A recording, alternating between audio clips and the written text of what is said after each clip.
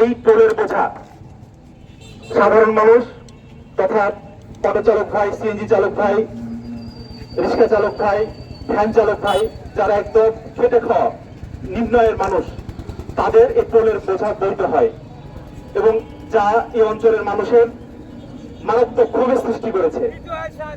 কারণ এই ব্রিজটি আমাদের শহরের একদম উপকণ্ঠে, শহরের একদম পাশেই। আমাদের শিবগঞ্জ উপজেলা, আমাদের সদর উপজেলার 5টি ইউনিয়ন এই ব্রিজ দিয়ে যাতায়াত করে। একজন এই অঞ্চলের মানুষ একদিনে 5 বার 7 বার 8 বার 10 বারে এই যাতায়াত করে, যার প্রেক্ষিতে এই টোলের বোঝা এই অঞ্চলের মানুষের জন্য মরার উপর খাড়ার গা হয়ে দাঁড়িয়েছে। যার জন্য প্রায় আমরা এই ক্ষোভের বহিঃপ্রকাশ দেখতে পাই। বেশ কিছুদিন যাবৎ, বেশ কিছু বছর যাবতই দেখতে পাচ্ছি যে এই অঞ্চলের মানুষ এই ক্ষোভের অংশ হিসেবে বিভিন্ন সময় এখানে গন্ডগোল হয়েছে, অশান্তি সৃষ্টি হয়েছে। যার প্রেক্ষিতে 5 আগস্টের ঐতিহাসিক গণঅভ্যুত্থানের পর আপনারা দেখেছেন যে বাংলাদেশ সেনাবাহিনী তারা এই মহানন্দা ব্রিজের টোল সাময়িকভাবে বন্ধ করে দিয়েছিল এবং পরবর্তীতে সংশ্লিষ্ট অংশীজনের সমন্বয়ে আমাদের মাননীয় জেলা প্রশাসক কার্যালয়ে একটা মিটিং হয়েছিল এবং মিটিংটি হয়েছিল গত 27/5/2025 এবং আপনাদের প্রিয় সাংবাদিক বন্ধুগণ, আপনাদের অবগতির মাধ্যমে আমরা প্রশাসনের সংশ্লিষ্ট দপ্তরগুলোতে জানিয়ে দিতে চাই যে গত 27/5/2025 তারিখের যে সভা হয়েছিল ডিসি অফিসে, সেই ডিসি অফিসের সভায় একটা রেজুলেশন পাস হয় সর্বসম্মতিক্রমে এবং রেজুলেশনে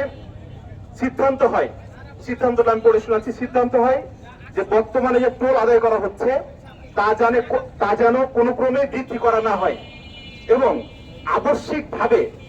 আবশ্যিকভাবে মোটরসাইকেল, 3 চাকার ব্যাটারি চালিত রিক্সা ভ্যান ইত্যাদি টোলের আওতা মুক্ত থাকবে। এটা ডিসি অফিসের স্পষ্ট রেজুলেশন যে আবশ্যিকভাবে মোটরসাইকেল, 3 চাকার অটো, রিক্সা ভ্যান ইত্যাদি টোলের আওতা মুক্ত থাকবে, যেটা ডিসি অফিসের রেজুলেশন। এই রেজুলেশনকে ভায়োলেট করে আমরা দেখলাম যে মহানন্দা সেতুর ইজারা আহ্বান করা হয়েছে এবং আহ্বান করা হয়েছে পূর্বে যেভাবে আহ্বান করা হয়েছে সেভাবে, অর্থাৎ ডিসি অফিসের যে রেজুলেশন সেটাকে ভায়োলেট করে। কে ভায়োলেট করলো? এই প্রশাসনই ভায়োলেট করলো। আমাদের প্রশ্ন এই জায়গায় যে রেজুলেশন আপনারা নিজেরাই নিলেন, সেই রেজুলেশন আপনারা নিজেরাই ভঙ্গ করছেন, সেটা কেন করছেন? আপনারা ইতিমধ্যে অবগত হয়েছেন যে গত 7 বার, ইতিমধ্যে 7 বার টেন্ডার আহ্বান করা হয়েছে, কিন্তু কোন ব্যবসায়ী, চাঁপাইনবাবগঞ্জ সহ দেশের কোন ব্যবসায়ী এই মহানন্দা সেতুর ইজারা নেওয়ার জন্য আগ্রহ প্রকাশ করেনি, যার কারণে অষ্টমবারের মতো ইজারা আহ্বান করা হয়েছে এবং আজকে দরপত্র কেনার লাস্ট ডেট ছিল। আমাদের কাছে যতটুকু আমরা জানতে পেরেছি যে দরপত্র কেনে নাই। আমরা আমাদের ব্যবসায়ী যারা এই সেক্টরে কাজ করেন তাদের কাছে আমরা কৃতজ্ঞ যে আপনারা চাঁপাইনবাবগঞ্জের মানুষের মনের দাবির সাথে একমত পোষণ করেছেন, আপনারা ইজারা কেনেন নাই। আমাদের আরো আহ্বান থাকবে, দেশে বহু ব্যবসা আছে, আপনারা সেসব ব্যবসায় বিনিয়োগ করেন।